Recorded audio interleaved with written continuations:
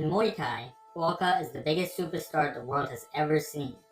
The Thai was not picked to win the K1 World Max, which was the most prestigious kickboxing tournament in the world. But despite having all the odds against him, he was fated to win this tournament in 2004. In this video, we tell the story of how Buakaw became a superstar and how he just wouldn't be denied what was destined to be his.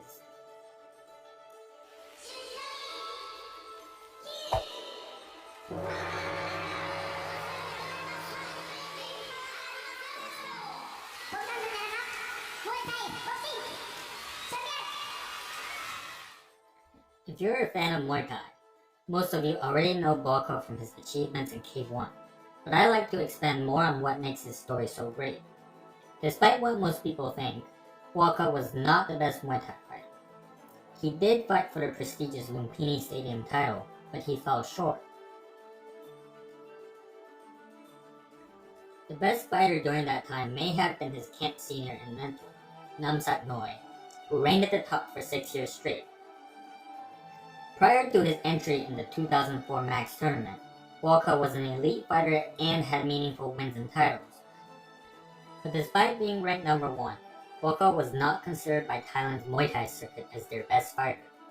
He was not even an original pick for the tournament, but a replacement due to Namsak Noy's injury. However, once he got to the tournament, he would have his hardest fight in the quarterfinals against the legendary Dong Wang Park, and it was a beautiful fight as well as a grueling and close match. But it was Buakaw who would walk away with a razor-close split decision.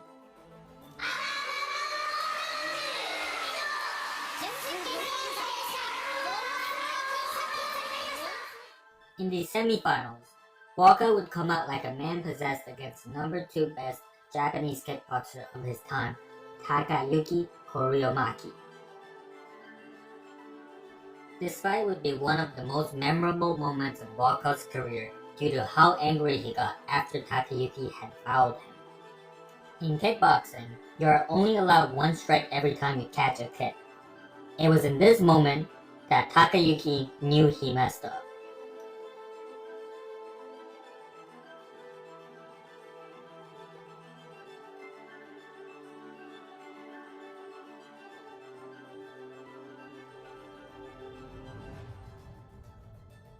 In 2004, the Muay Thai clinch was still allowed in Japanese kickboxing, but previous Muay Thai fighters had not used this to their advantage.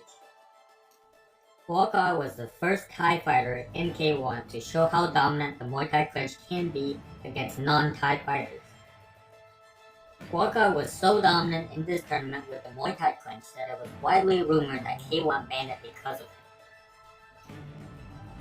The Muay Thai clinch is essentially upper body wrestling with elbows and knees, and it is trained as often as the punches and kicks. Kickboxers don't spend any time developing this area, and so if the Muay Thai clinch is permitted, Muay Thai fighters will just dominate a kickboxing match with it. Many coaches say not to fight with emotions, but Buakaw's passionate fighting is what got so many people around the world into Muay Thai. Many lessons were learned in this fight. 1. The Thais would absolutely dominate with the clinch if it was allowed. And 2. It's a very bad idea to make Buakaw angry. In the finals, Buakaw met with Masato. But to appreciate this matchup, we have to consider the context. By this point, Masato was already the biggest kickboxing star Japan has ever seen. He was as good at fighting as he was at being handsome. But more importantly, he was last year's tournament champion, who had knocked out a Lumpini Stadium champion named Sayadaw.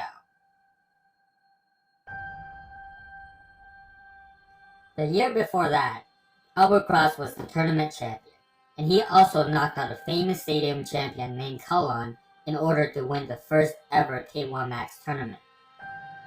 Kalon wasn't just any Muay Thai champion. He was the Fighter of the Year in 1998 in Thailand, and again, the 2003 Lumpini Stadium champion. By Thai stadium standards, Buakaw was the lowest ranking Thai fighter that ever entered the K1 tournament. People would say that he was never a successful stadium champion, and this is something that his critics have said about him his entire career. But let's take a look at what the boy who was never champion did to Japan's most prized fighter.